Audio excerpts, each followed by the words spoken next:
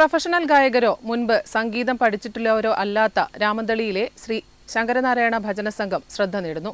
കേട്ടാൽ വീണ്ടും കേൾക്കാൻ തോന്നുന്ന ഭക്തിഗാനങ്ങളുടെ ശ്രേണി തന്നെയാണ് ഇവരുടെ ഭജനയുടെ ഹൈലൈറ്റ്.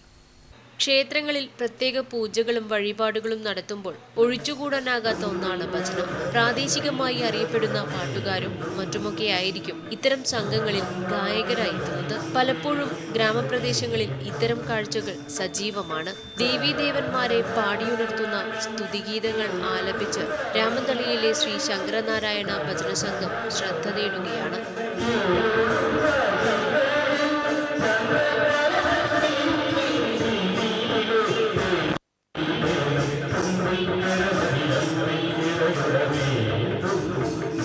നമ്മുടെ ക്ഷേത്രത്തിൽ വളരെ വർഷങ്ങൾക്ക് മുമ്പ് എല്ലാ ശനിയാഴ്ചയും ചെറിയ കുട്ടികൾക്ക് ഭജന പഠിപ്പിക്കാറുണ്ടായിരുന്നു. അത് ഏകദേശം ഒരു 10-20 വർഷത്തോളം നടത്തിയിരുന്നു. ഇടയ്ക്ക് വെച്ച് കുറച്ച് അത് ബ്രേക്കായി. അതിനുശേഷം ഇപ്പോൾ കഴിഞ്ഞ 3 വർഷമായി ഞങ്ങളൊരു ഭജന ടീം ഉണ്ടാക്കുകയും എല്ലാ മാസവും ആദ്യത്തെ ശനിയാഴ്ച വൈകുന്നേരം സന്നിധിയിൽ വെച്ചിട്ട് ഭജന നടത്താറുണ്ട്. തുടർച്ചയായി 5 വർഷമായി ഈ സംഘം പയ്യന്നൂരിലെയും പരിസര പ്രദേശങ്ങളിലെയും 25ഓളം ക്ഷേത്രങ്ങളിൽ ഭജന നടത്താൻ തുടങ്ങിയിട്ട് 10 വയസ്സ് മുതൽ 62 വയസ്സുവരെ പ്രായമുള്ളവർ ഈ ഭജന സംഘത്തിലുണ്ട്. വിവിധയിടങ്ങളിൽ ജോലി ചെയ്യുന്നവരും വിദ്യാർത്ഥികളും വീട്ടമ്മമാരും ഒക്കെയായി 16ഓളം പേരാണ് ഭജന സംഘത്തിലുള്ളത്.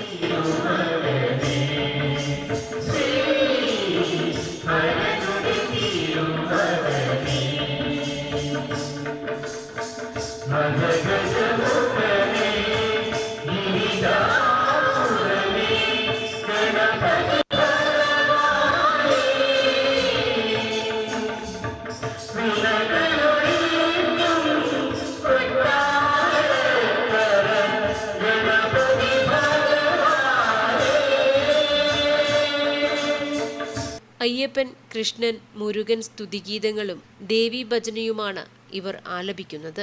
ഭക്തിപൂർവ്വമാണ് ഗാനങ്ങൾ ആലപിക്കുന്നതെന്നും പണവും പ്രശസ്തിയും പാരിതോഷികവും ഒന്നും പ്രതീക്ഷിച്ചല്ല ഇങ്ങനെ പാടുന്നതെന്നും ഇവർ പറയുന്നു. 6 വയസ്സുള്ള കുട്ടികൾ മുതൽ ഏകദേശം 65-70 വയസ്സുള്ള പ്രായമായവർ വരെ ഈ നമ്മുടെ ഭജന സമിതിയിലുണ്ട്.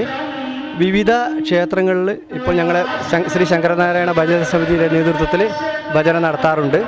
വളരെ നല്ല രീതിയിൽ ഇപ്പോൾ നമ്മളെ ഭജന ടീം പോകുന്നു. എല്ലാ മലയാള മാസവും ആദ്യ ശനിയാഴ്ച വൈകുന്നേരം 6 മുതൽ 7:30 വരെ രാമന്തളി ശ്രീ ശങ്കരനാരായണ ക്ഷേത്രത്തിൽ ഇവരുടെ ഭജനയുണ്ടാകും. 5 തവണ ഗുരുവായൂർ ക്ഷേത്രത്തിൽ കൃഷ്ണഭജന നടത്തിയ ഈ സംഘം കൊല്ലൂർ മൂകാംബിക ദേവിയെ പാടിയുണർത്തുവാനുള്ള ഒരുക്കത്തിലാണ്. Network news Payyanur.